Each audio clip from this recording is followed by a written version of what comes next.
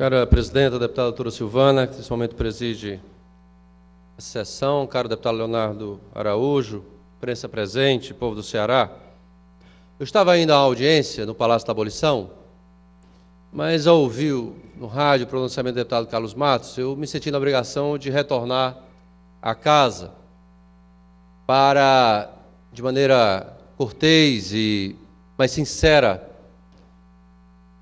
contra-argumentar o pronunciamento do nobre deputado Carlos Matos. O deputado Carlos Matos fez referência a um conflito existente hoje no estado do Ceará, no Vale do Jaguaribe, Chapada do Apodi, uma área de irrigação para a produção de frutas e produção de bens para a alimentação do povo do Ceará. Há alguns anos atrás, naquela região houve uma ocupação organizada pelo Movimento Sem Terra e em uma área pública. A primeira coisa que eu queria que o povo do Ceará soubesse é que nós não estamos tratando de uma área privada, de uma propriedade particular. Nós estamos tratando de uma área do Departamento Nacional de Obras contra as Secas, DENOX.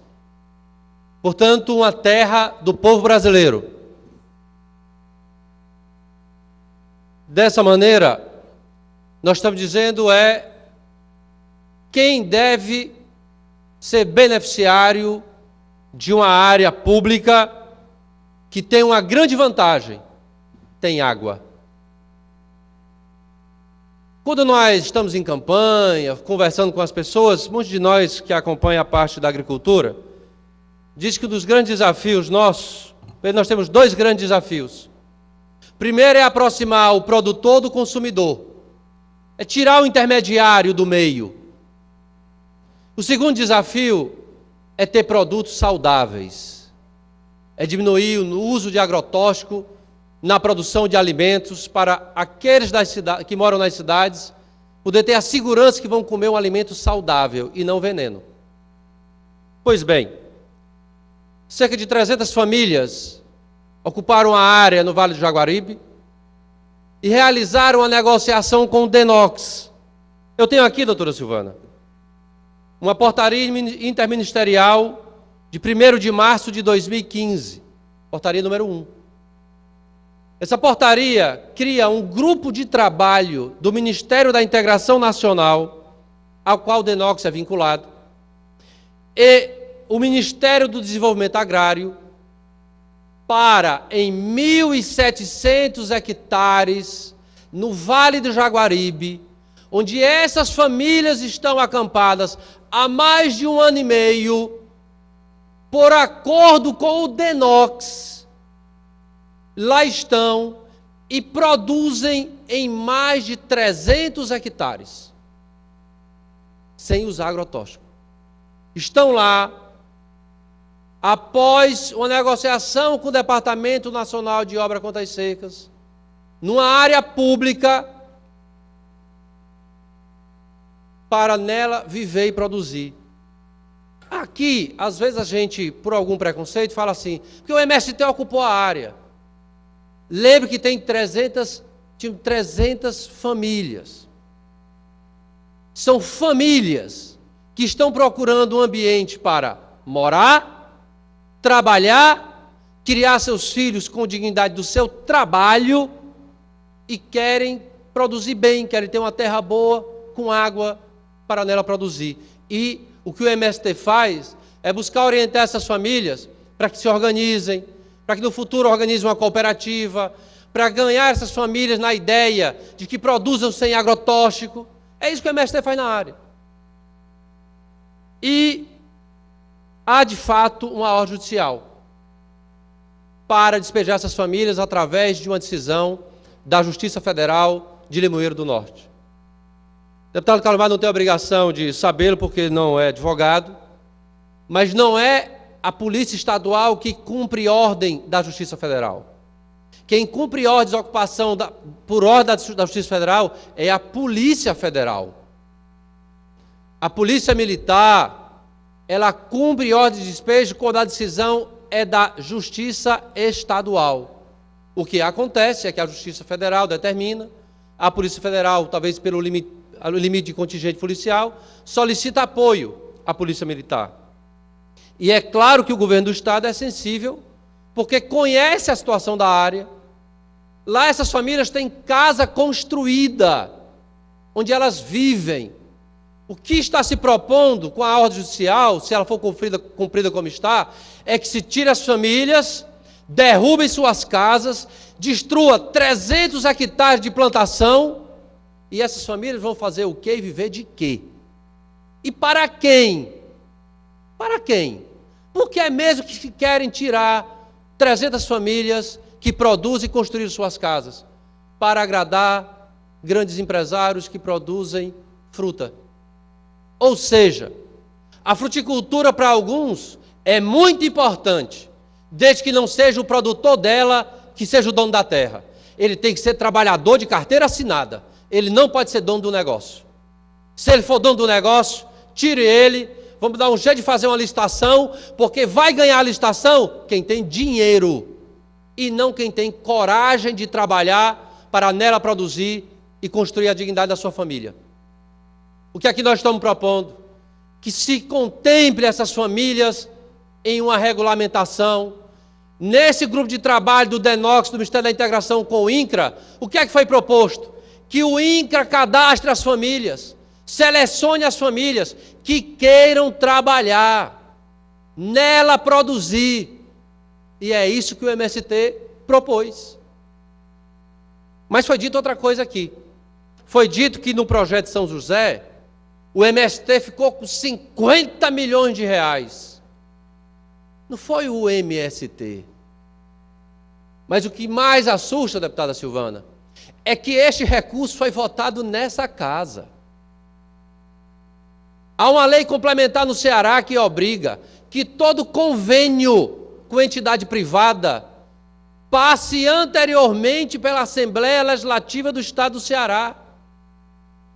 E este projeto de lei, do projeto de São José, tramitou nas comissões. Lembro que o deputado Leonardo Araújo exigia, com razão, porque era obrigação legal, que tivesse a entidade, o valor e os beneficiários. O líder Evandro Leitão fez uma emenda, apresentou todos os projetos selecionados no projeto de São José.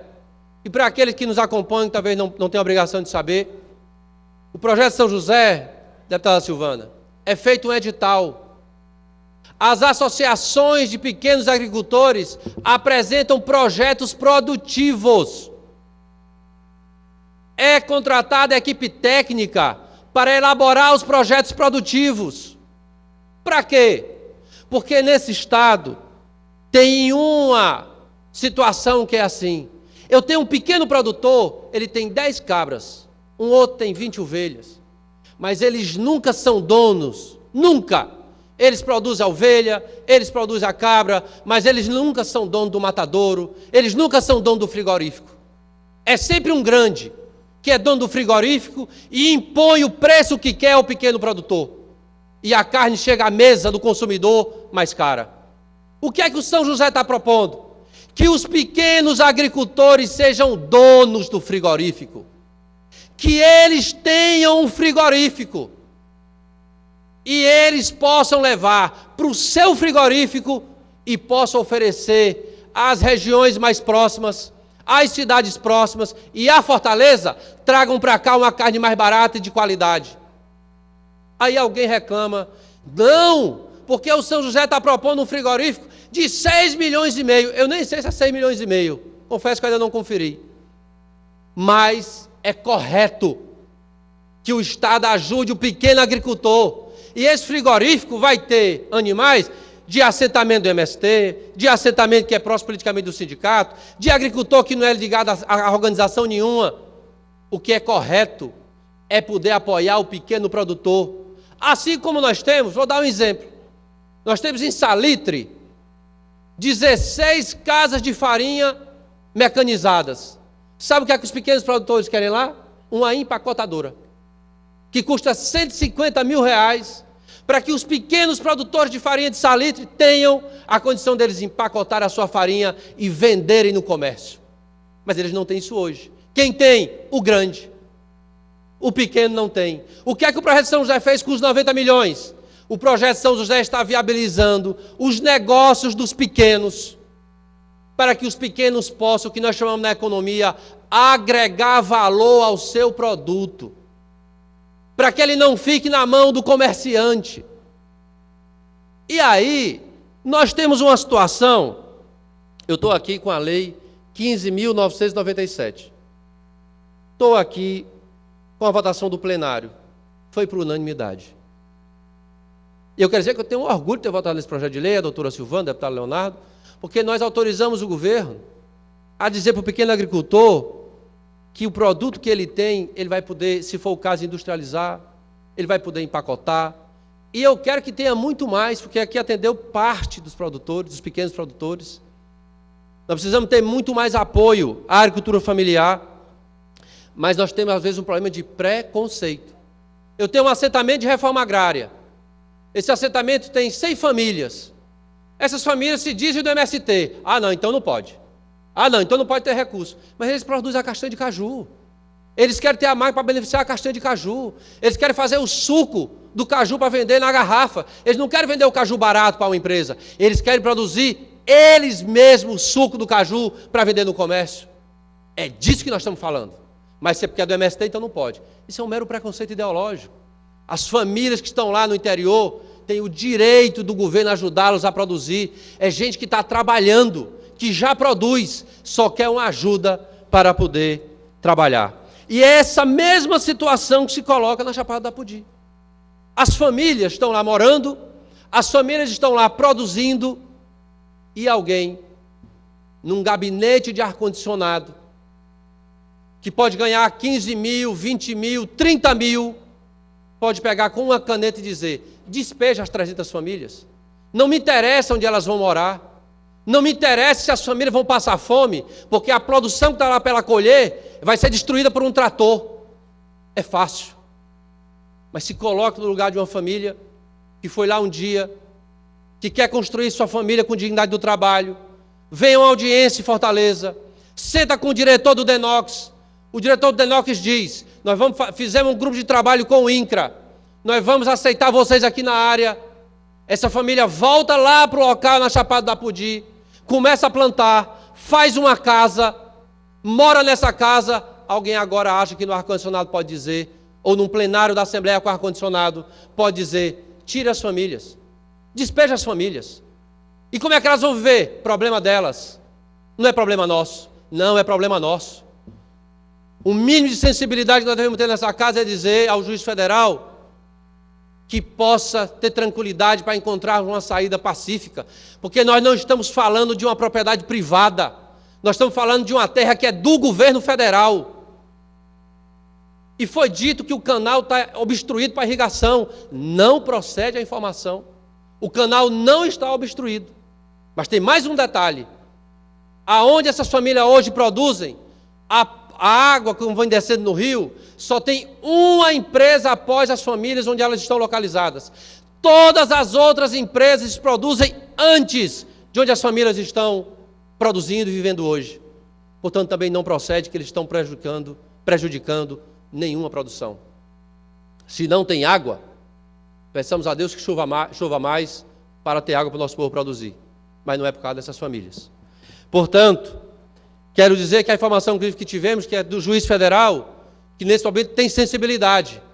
O juiz federal, já em audiência e discussão, disse: eu estou preso ao DENOX, porque o DENOX quer porque quer que as famílias saiam. Mas se o DENOX encontrar uma solução com as famílias, porque o DENOX é o dono da terra, se o DENOX aceitar e tiver a solução pacífica, não sou eu, juiz, que quero que as famílias saiam. O dono da terra é o governo federal. O dono da terra é o DENOX. O que nós solicitamos, e quero dizer isso com tranquilidade, porque procurei o deputado Daniel Oliveira semana passada, pedindo a ele que abrisse uma negociação com o DENOX, para que achássemos uma solução pacífica, para que achássemos uma solução negociada. Para quem? Para 150, 200, 300 famílias poderem ter a felicidade nos olhos de dizer que vão criar suas famílias com o suor do seu trabalho e que vão melhorar de vida e muito, porque vão produzir tendo água, e porque moram perto, é uma área perto de Limoeiro, é uma área próximo de Russas, é uma área próximo de cidades médias, que tem como comprar sua produção. O Movimento Sem Terra faz uma feira da reforma agrária. Deputado Silvana, só um minuto para eu poder concluir, por favor. O MST faz uma feira da reforma agrária aqui no São João do Tauape, uma vez por mês, sábado. Pois parte desses produtos vem exatamente dessas famílias. Ou seja, a produção vem lá desse acampamento da área do Denox e é vendido diretamente em Fortaleza, porque são produtos sem agrotóxico.